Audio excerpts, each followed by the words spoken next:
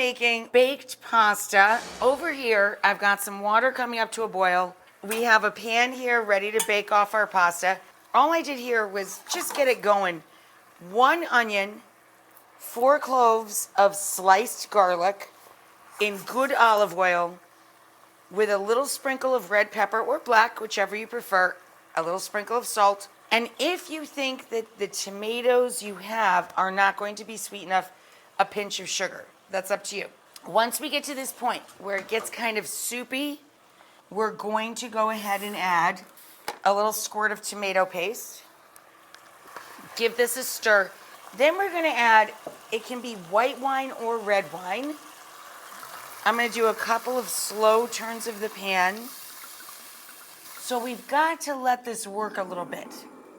Then we're going to add Italian tomatoes, San Marzano tomatoes. Then we're going to add a little tomato passata. The eggplant I sliced thin hours and hours ago. And I let it weep onto kitchen towels. This is 2 small to medium firm eggplant. And I put a rounded spoonful of fennel pollen, or you can use fennel seed, oregano, pepperoncini, some red pepper of some sort, granulated onion, and granulated garlic. Guys, when the sauce is cooked out a bit, add a little torn basil and let it wilt in there. Our pasta is now done 2 minutes less than the package directions. I just pulled off about 1 cup or so of starchy cooking water. And I'm going to take the pasta, drain it,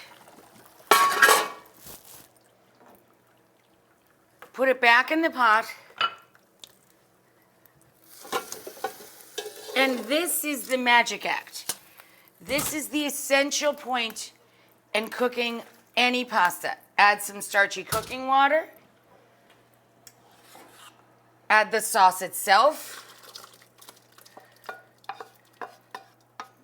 And we want to emulsify this.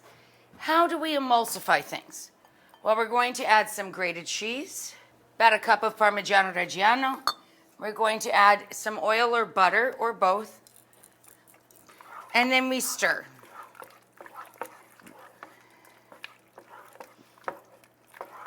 Okay, so now we're going to pour half of the pasta into our baking dish.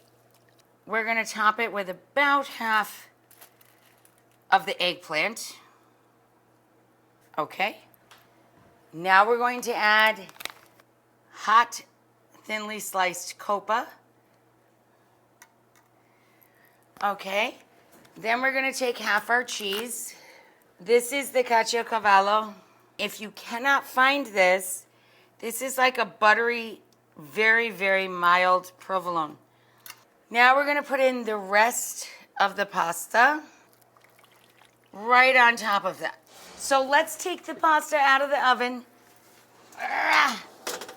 Look at this big, beautiful. Look at that. Come on. A little bit of torn basil on top.